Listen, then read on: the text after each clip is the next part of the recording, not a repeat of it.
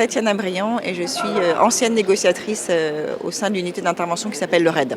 J'intervenais sur les situations d'individus retranchés, donc ce que l'on appelle plus communément les forcenés, les prises d'otages et les enlèvements de Français à l'étranger pour obtenir la libération des otages et la reddition des auteurs sous l'angle de la négociation.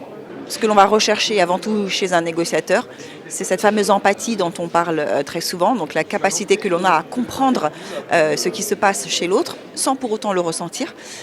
Donc cette fameuse empathie, elle est vraiment très importante, mais on va aussi chercher évidemment chez nos négociateurs une grande qualité d'écoute, cette capacité à durer dans le temps, être assez calme évidemment, aimer la communication, aimer communiquer même si effectivement le négociateur c'est avant tout quelqu'un qui sait écouter, parce qu'il faut être capable d'écouter pour comprendre et de comprendre pour aider. Donc le négociateur il doit avoir cette qualité de présence et cette très grande écoute et évidemment il doit être assez combatif parce qu'on a des situations de crise qui sont amenées à durer très longtemps, donc il faut qu'il soit capable de conserver en fait cet état le plus longtemps possible.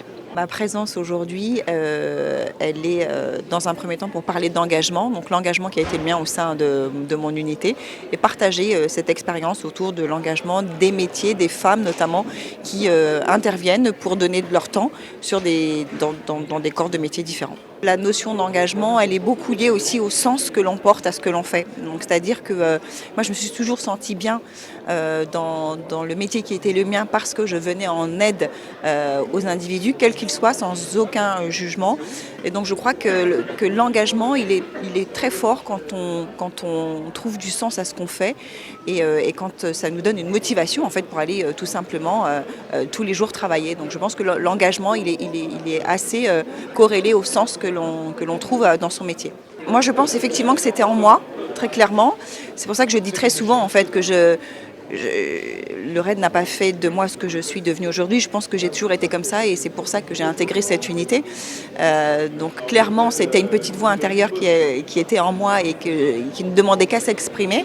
Mais je pense aussi qu'on peut, au fil de sa vie, bien évidemment, se révéler et trouver en fait l'engagement dans lequel on a envie de s'épanouir. On a permis surtout aux femmes d'exprimer en fait ces sujets-là et on leur a donné la possibilité de pouvoir enfin révéler ce dont elles étaient victimes. Donc est-ce qu'il y en a plus? Peut-être, mais ce qui est certain, c'est que surtout on en parle beaucoup plus.